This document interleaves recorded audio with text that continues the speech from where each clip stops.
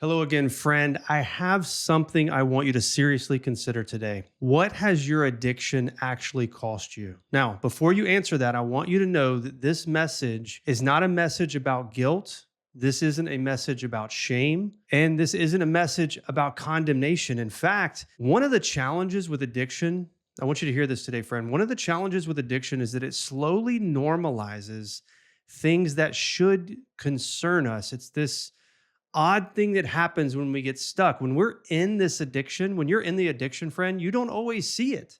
You don't count the hours, you don't count the opportunities, you're not counting the consequences. You're just trying to survive another day. It's a little bit like a movie. I don't know if you've seen the movie, I hope so.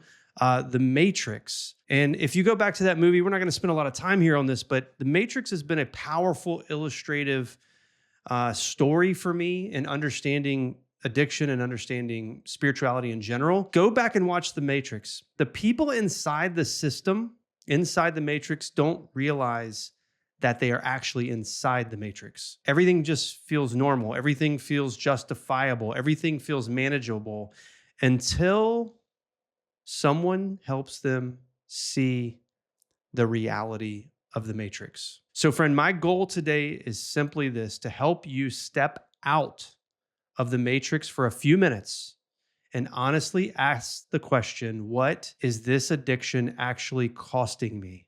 So, I want you to stick with me today, friends. 15, 20, 25 minutes. I don't know how long we'll be here today, but I want you to be here with me in this conversation just for a moment, friend. Step out of the Matrix with me.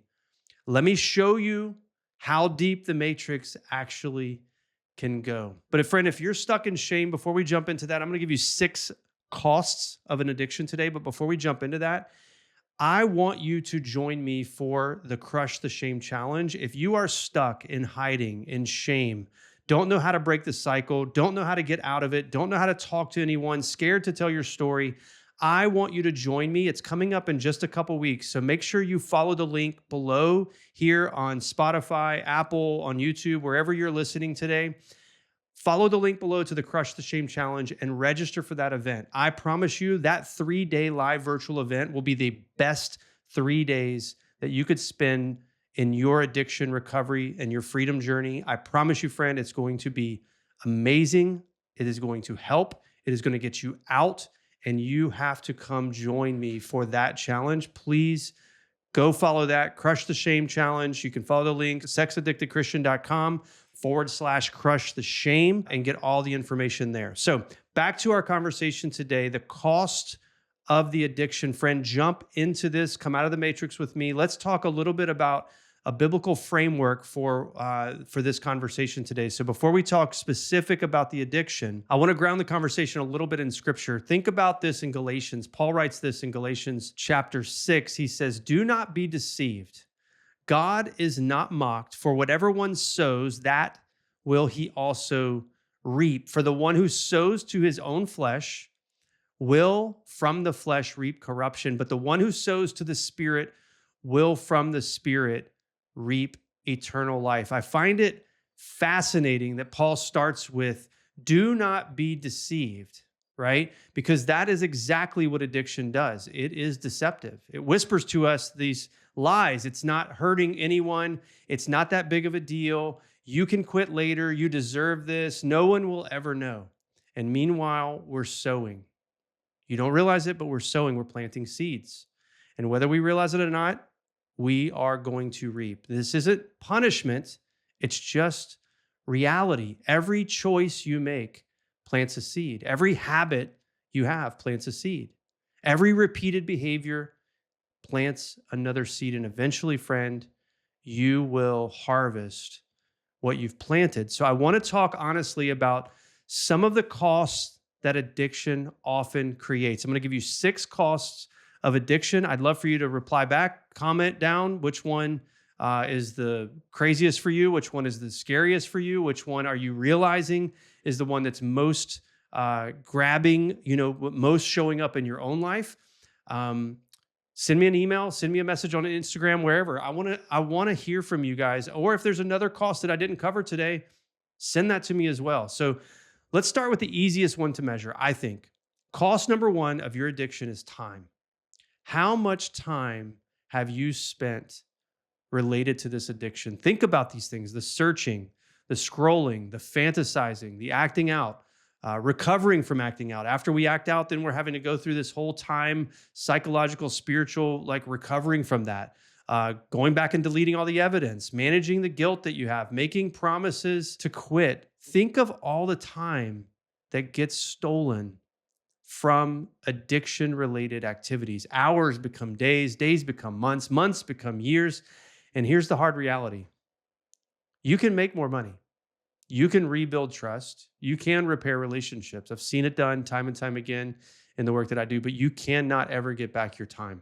Time, once it's gone, it's gone. And when I'm talking with men all the time who suddenly realize they've spent 10, 20, 30 years trapped in this cycle, that, my friend, is a sobering realization. So, cost number one for our addiction, one of the things that we get from the sowing of the addiction is we reap the harvest of lost time. So, cost number two, a little bit harder to calculate. How much mental bandwidth does your addiction consume? So, cost number two is going to be this: mental energy. Even when you're not acting out, you're often thinking about acting out. There's so much ritual and liturgy to addiction. It becomes this kind of place of worship for us. We think about it, we plan it, we plot it, we consider our next steps and what we're going to do later today or tonight or tomorrow. And we are wasting so much mental bandwidth trying to manage temptation, trying to carry the shame. We're hiding, we're replaying failures, we're negotiating with ourselves, we're trying to control something that constantly feels out of control. And all of this requires a massive amount of energy. It doesn't just steal behavior, it steals attention, focus, and peace. So, friend, mental energy is a second cost to you in continuing in this addiction. Cost number three, I told you we'll do 6 today. So, cost number 3 for you is going to be productivity. Now, this may not be something that's on your radar, but for many clients of mine, there are high performers, entrepreneurs, business owners, leaders, salespeople. This becomes very, very real. So let me ask you a question for those of you that think in this term and are able to relate well with productivity as being a cost. Let me ask you this: how productive are you when you're distracted? How productive are you when you're exhausted? How productive are you when your mind's preoccupied with sexual thoughts and shame? How many opportunities do you think that you're missing in career, family, hobbies, new business developments? How many projects are getting delayed? Can you see where maybe you've lost promotions? You've not gotten a promotion because you didn't perform the way that you know you're capable of performing and the way you're gifted to perform. But because you've been so preoccupied with the addiction, you've shown up late, you've left early, you've been scrolling the internet when you could have been following up on leads. Like, I don't know. How many dreams, friend, are never fully pursued because addiction keeps pulling you and pulling your attention away from what's mattered most? You may never know the answer to that question, but the cost is often much larger than we realize whenever we really sit and think about it. And so productivity is a massive, massive loss. I know for me, like whenever I was living in this, there was lots of things that I was interested in doing or accomplishing or a new project I wanted to take on, but because of how I felt about myself, because of how I was having to mind deal with what I had just done, I just never would get around to those things. And so productivity became a massive cost for me. Cost number 4 today is relationships. And this is something I think you guys, especially if you've been caught in your addiction in different times in the past, this is something that's fairly easy to see oftentimes.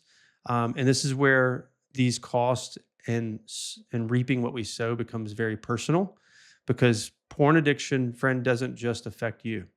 It affects everyone that's connected to you, right? It affects your children. It affects your friends, churches, families. I remember whenever I was walking out my recovery, some of my friends were very upset at me. I mean, thankfully, I had some good friends that stuck around for sure. But some of my friends were just like, bro, like, why did you not tell me? Why did you keep this a secret? Why did you lie? They were personally affected and offended, honestly, by me trying to walk this out alone. It's very complicated. I get it. It's hard to come out of the shame. That's why I want you to come to the Crush the Shame Challenge coming up in a couple weeks.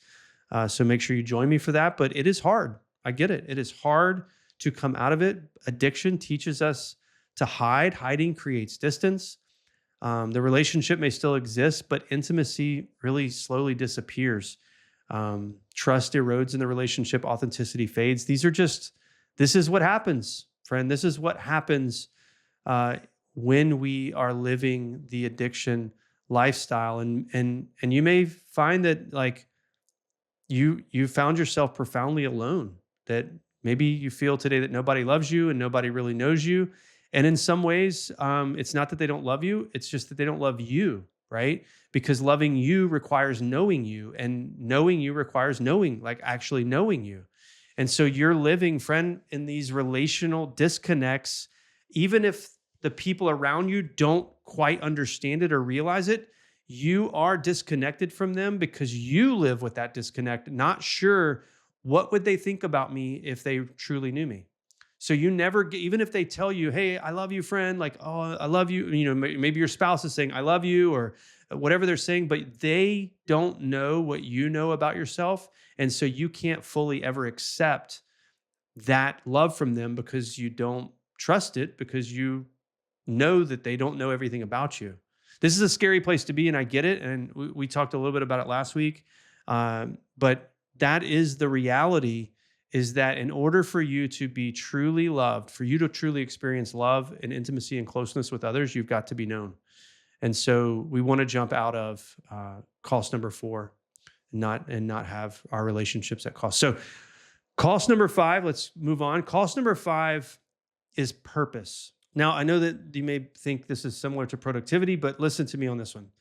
This may just be one of the greatest costs of all of them. The greatest tragedy may not be what addiction has done to you, but that tragedy, the greatest tragedy, may be what addiction has kept you from becoming. And so, yes, productivity kind of has some of that stuff in terms of what we can accomplish, but this cost gets closer to the identity, right? As we think about the energy that's gone towards managing your addiction, how much emotional bandwidth has gone towards fighting this battle, how many years have we spent trying not to sin, instead of this, fully living the life that God created you to live. This is one of the reasons I reflected recently. If you guys have been listening to the podcast or recent episodes, this is one of the reasons I was so moved by this event that I went to for Bob Tebow. It was his celebration of life. And as I listened to this man's testimony of life, as others gave the testimony, and we watched videos of him and just took into account all that God used him for, this was a man who leveraged everything that he had for the kingdom of God. It was a life, his life wasn't defined by what he avoided. His life was defined by what he pursued. And so, friend, freedom isn't just freedom from sexual brokenness, from porn, addiction. It's freedom for purpose. It's freedom for connection. It's freedom for impact. It's freedom for the abundant life that Jesus has promised us. And so keep in mind, friend, like we are in this conversation. You're here today and we're talking. You and I are talking, friend, because you are struggling with sexual addiction, with porn, with sexual brokenness, unwanted behaviors. I get all that. And I want to bring you out of that. Like that's why we're here. We're here to come out of that. But coming out of that simply is setting you up for this amazing life of the future. Don't short sell yourself here. Don't sell yourself short on the vision that I have for you, friend. Like you are made for so much more than just avoiding pornography. And I know that feels like a mountain that's very, very difficult to climb today. We can do it. Friend, come, let's go. Let's dive in deeper. Come talk to me. I'll coach you one-on-one. Come to the challenge, whatever you need to do. Watch all my videos. Download the 4 Pillars of the Porn-Free Life. You can get that on the website. It's a free self-study guide. Like, take it all in, friend. But I'm telling you, if you want to climb this mountain and then get to the top of that mountain and launch a rocket ship up into God's purpose, that's what we're going to do. That's what I want to see. I'm on a mission to see you not just set free from porn, but to go live the amazing life that God has planned for you. So, cost number 6 could be purpose. You could go your whole life never fulfilling the purpose that God intended for you because you never took the step out of the addiction and into the life. So, the abundant life is there for you, friend. Come and get it. Cost number 6. This is a tough one. Life altering consequences. It's a sober one. I've seen it. I see it a lot, actually. Not every addict experiences catastrophic consequences, but some do. And I'm not trying to scare you, but friend, we're here for honest conversation, okay? I've seen marriages end. I've seen ministries collapse. I've seen careers destroyed. I've seen men spend enormous amounts of money on attorneys, court cases, divorces, rebuilding trust. And while those consequences don't happen to everyone, they happen often enough that they deserve serious, serious attention. Addiction, listen, addiction has a way of convincing you, friend, that the consequences are always for somebody else, they're not for you. And you think you're just going innocently along in your behaviors and your choices, and that the consequences are limited. Basically, you trick yourself into thinking the consequences are limited to you, that you're going to be, I know I'm going to do this, I shouldn't do this, I'm going to feel bad about it, I'll deal with it later. And then the next thing you know, the big consequences come completely unexpected, and they happen. And friend, I don't want that for you. Listen to me. Just listen to me clearly. I don't know where you're at right now in your addiction. It could be small, innocent things. It could be lust and masturbation. Okay. I don't know exactly where you are. It could be a little more. You could be doing things that are borderline illegal. You could find yourself into something that's even um, more difficult, more challenging, more risky. But I know that if you continue down the path and don't get help, that behavior is going to escalate more and more and more. Your behaviors are going to get more and more risky, and they're going to cross a threshold at some point that they're going to either be relationally very, very, very wrong and or going to be illegal. And when you cross that line, friend, and then you get caught, it is going to be more than you are going to ever have wanted to bear for this. And you are going to regret it. And you're going to say, I wish I'd have never done it. You're going to say, I wish I would have got help. And friend, I don't want that for you. Please get help. If it's not with me, I don't care. Get the help that you need. Okay. So that's our 6 consequences, our 6 costs of addiction. Um, People often ask me this: well, how much is too much to spend on recovery? And honestly, I don't know the answer to that, but I do know this: we rarely ask what addiction cost us. And if you're keeping score financially in this conversation, addiction can be incredibly expensive, and sometimes through the money we spend, but more often the opportunities that we lose. So the business that may never grow, the promotion that might never happen, the marriage that collapses, the legal consequences that follow, the years spent stuck instead of moving forward. Most addicts are asking, what will recovery cost me? What will counseling cost me? What will coaching cost me? What will accountability cost me? What will freedom cost me? But very few addicts stop to ask, what is staying stuck costing me? We'll spend years paying the price of addiction without ever calculating the bill, but then hesitate in this moment when it comes to investing in the healing that you need. And I think that's worth thinking about. Friend, this isn't a message about guilt. It's not a message about condemnation. This isn't a message about shame. This is a message about clarity. And my hope today in this sober conversation is that you, for the last 15 or 20 minutes, have stepped outside of the matrix long enough to ask, what is this costing me? Not just financially, not just relationally, not emotionally, spiritually, purposefully, but eternally. Because the greatest tragedy may not be what the addiction has cost. The greatest tragedy may just be what the addiction is keeping you from. And the good news is this, friend: today can be the day that changes. You're not stuck. You're not beyond hope. And you're not beyond God's ability to transform you. Freedom is possible, and your future does not have to look like your past. So, friend, if you're tired of living in the cycle and you're ready to start pursuing real freedom, check out all the resources below. Download the 4 Pillars of the Porn-Free Life. That's a free guide. Walks you through all the 4 pillars, the 4C framework. Download that, grab it, read it, study it, apply it, jump into it. Friend, if you want more help than that, join me for the Crush the Shame Challenge. We are going to crush shame. We are going to have identity shifts and we're going to have action points. 3-day live virtual event. You do not want to miss that. And friend, if you want to go deep and you want one-on-one private coaching and group coaching with me, that option, they're all available under the coaching tab on sexaddictedchristian.com. You can grab any of that information, all of my resources available. Links are below on Spotify, Apple, YouTube, wherever you're seeing this. Freedom isn't just freedom from something, friend. Listen to me. It's freedom for something. I love you, friend. I'm praying for you. I'm rooting for you. I know you can overcome this. Friend, I love you. I'll see you again on an episode real soon.